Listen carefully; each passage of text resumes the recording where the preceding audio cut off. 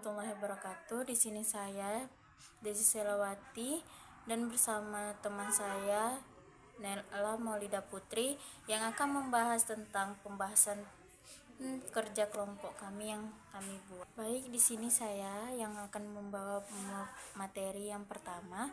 Di sini saya akan membahas tentang standar pekerjaan lapangan. Pasti kalian bertanya-tanya tentang standar pekerja lapangan itu apa sih? Standar pekerja lapangan itu berfungsi sebagai pedoman agar auditor bekerja secara profesional, objektif, dan efisien dalam memperoleh bukti audit.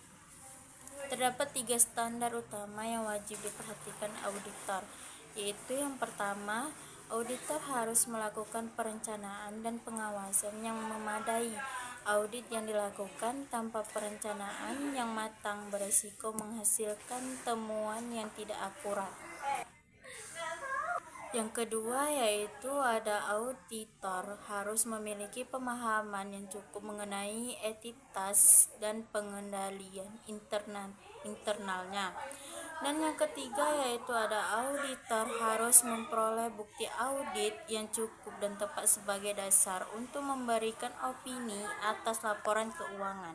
Dan yang B itu pembahasan tentang hal-hal penting yang berkaitan dengan bukti audit. Terdapat 2 unsur penting dalam bukti audit, yaitu yang pertama, kecukupan atau sufficiency dan ketetapan atau appropriateness. Kecukupan berkaitan dengan jumlah bukti yang dikumpulkan. Semakin tinggi resiko salah saji dalam laporan keuangan, maka semakin banyak bukti yang diperlukan auditor. Dan sementara itu, ketepatan berkaitan dengan kualitas bukti yang diperoleh terutama dari sisi relevansi dan kedalannya. Hal penting lainnya adalah relevansi bukti dengan tujuan audit. Misalnya yaitu bukti terkait kas harus relevan dengan pengujian saldo kas, bukan dengan akun persediaan atau piutang. Auditor juga harus mempertimbangkan kombinasi sebagai jenis bukti, karena tidak ada satu jenis bukti pun yang mampu memberikan keyakinan penuh secara tunggal. Dan selanjutnya ada pembahasan tentang pendekatan pengumpulan bukti audit, yaitu umumnya terdapat 3 pendekatan utama, yaitu pendekatan substantif, pendekatan pengendalian, dan pendekatan kombinasi.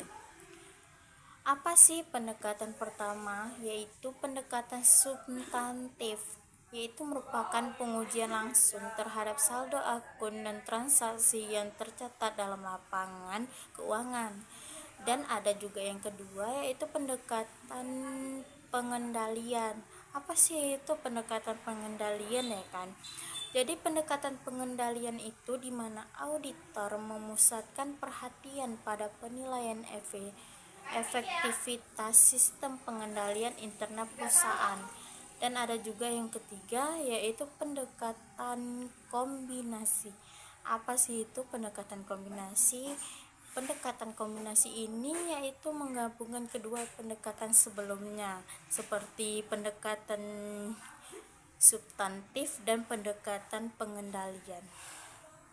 Dan yang poin D itu jenis-jenis bukti audit Jenis-jenis bukti audit yaitu dalam proses audit, auditor membutuhkan berbagai jenis bukti untuk mendukung pendapatan terhadap kewajaran laporan keuangan.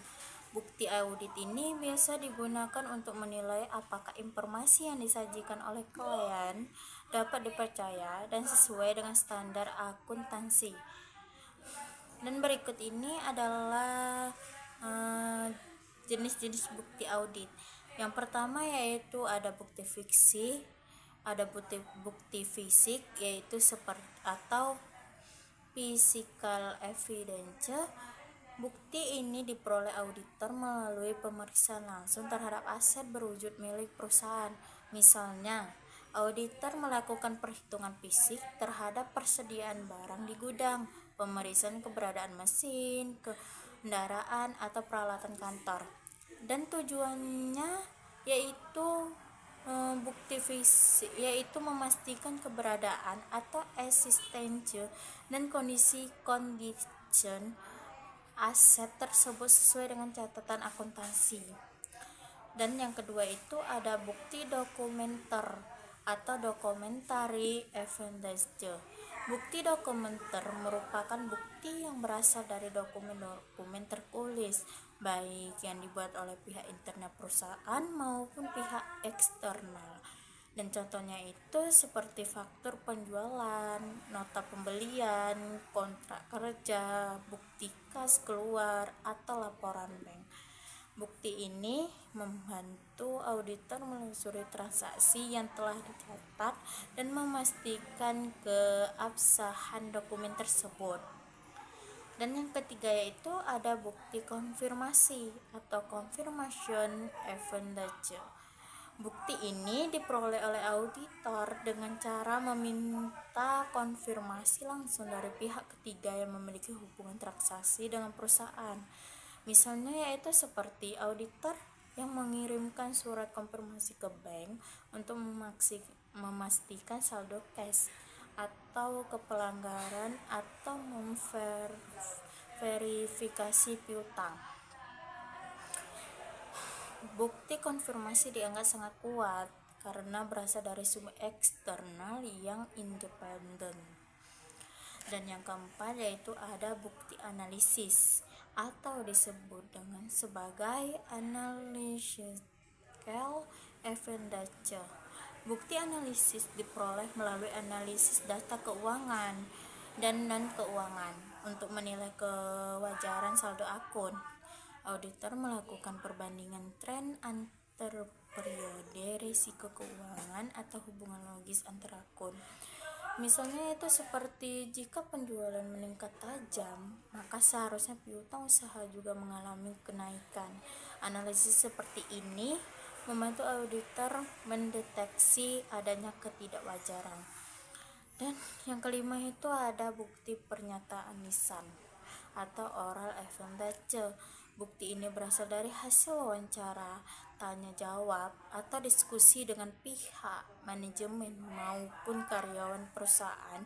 Misalnya, auditor menanyakan kepada bagian keuangan tentang alasan keterlambatan pembayaran utang.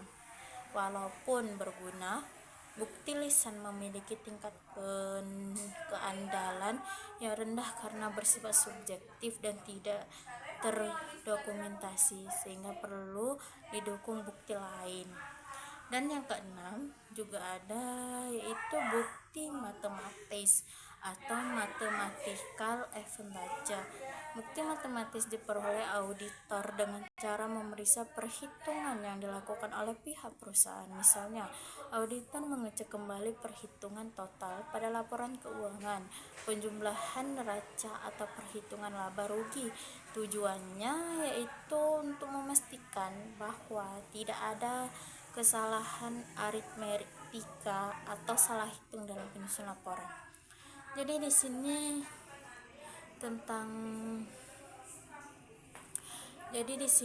tentang jenis-jenis bukti audit itu ada 6. Jadi kesimpulannya itu auditor harus menggabungkan berbagai jenis bukti audit tersebut agar hasil pemeriksaannya akurat dan dapat dipertanggungjawabkan. Semakin kuat dan relevan bukti yang dikumpulkan, semakin tinggi pula tingkat keyakinan auditor terhadap keadaan laporan keuangan perusahaan. Jadi di sini selanjutnya akan dibahas oleh teman saya yaitu Kak Nela Bidaha Putri. Produk audit dalam perolehan mengapresiasi bukti audit. Produk yang rajin dan digunakan di antara lain investigasi. Perusahaan langsung terhadap catatan dokumen maupun aset penunjukan untuk filtrasi keberadaan dan kesalahan. Investigasi. Auditor hasil secara langsung proses dan dilakukan lainnya seperti penghitung kas atau persediaan. Filtrasi menginginkan permintaan tertulis pada pihak ketiga ada aplikasi satu dan aplikasi yang tertentu. Reka kualifikasi pemeriksaan ulang atas penghitungan investasi yang dibuat oleh klien. Reportasi kita melakukan kembali suatu program atau aktivitas tertentu yang dilakukan oleh kalian untuk memastikan hasil yang sama. Kalau aktivitas memberikan data keuangan dengan aktivitas kredit, data inventaris, atau rasio itu. Wawancara mengakhiri informasi dari pihak penerimaan atau menjawab mengakhiri proses personal dan sistem aplikasi. F. Folder fitur. Folder fitur adalah teknik audit yang digunakan untuk verifikasi informasi keuangan dengan cara mendasari hubungan logis antara data keuangan maupun non-keuangan. Metode ini sangat efektif untuk mendeteksi anomali kejiwaan dan aplikasi kecurangan program karena dilakukan dalam tiga tahap audit, yaitu pertama tahap perencanaan, dan penghasilan. D. Dokumentasi bukti audit. Dokumentasi bukti audit merupakan proses pencatat secara sistematis seluruh informasi, program atau kesimpulan yang dibuat oleh auditor selama melaksanakan pemeriksaan. Dokumentasi ini membentukkan kerja audit motif progress yang berisi bukti hasil analisis serta penilaian risiko terhadap data dan pertemuan di lapangan. Lini komutasi audit umumnya dibagi menjadi dua, yaitu yang pertama kerja permanen, itu penyanyi fail. Yang kedua kerja tahun berjalan, itu average fail.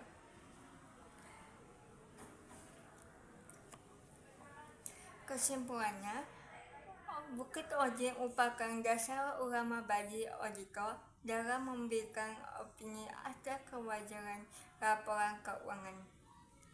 Kualitas hasil audit sangat menentukan oleh kecukupan dan ketetapan bukti yang dikumpulkan di selama proses pemeriksaan.